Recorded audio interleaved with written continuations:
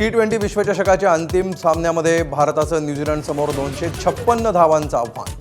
भारताच्या 20 षटकामध्ये 5 बाद 255 धावा.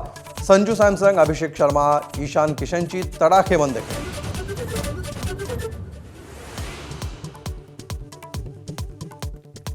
युद्धाच्या 10व्या दिवशीही हल्ले आणि प्रतिहल्ले सुरूच.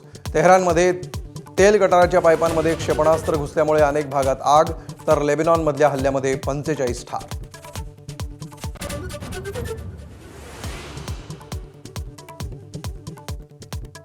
युद्धाचा परिणाम देशभरातील पेट्रोल आणि डिझेलच्या किमतींवर होणार नाही. सूत्रांची माहिती.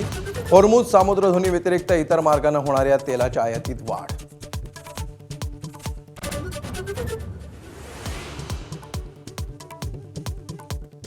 युद्धामुळे घरगुती गॅस महागल्यानंतर व्यावसायिक गॅस सिलेंडरचा पुरवठा बंद. रत्नागिरीत सिलेंडरसाठी नागरिकांच्या रांगा, तर आंब्याचे आणि द्राक्षांचे दर पाडण्याचा व्यापाऱ्यांचा घाट.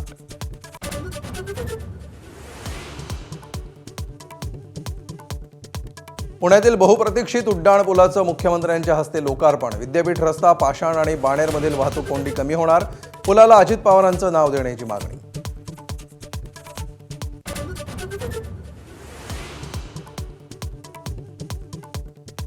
पश्चिम बंगालमधील राष्ट्रपतींच्या कार्यक्रमाकडे ममता बॅनर्जींची पाठ. तृणमूल काँग्रेसनं राष्ट्रपतींसह संविधानाचा अपमान केल्याची पंतप्रधान मोदींची टीका.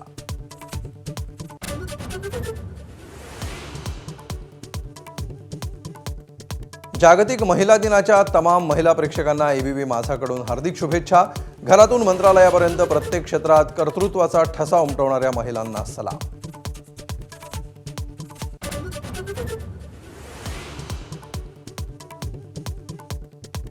राज्यभरात रंगपंचमीचा उत्साह. नाशिकमध्ये पारंपरिक रहाड उत्सवासाठी गर्दी. कोल्हापूरकरांचा कल्ला. राज्यभरातील मंदिरांमध्येही रंगाची उधळण.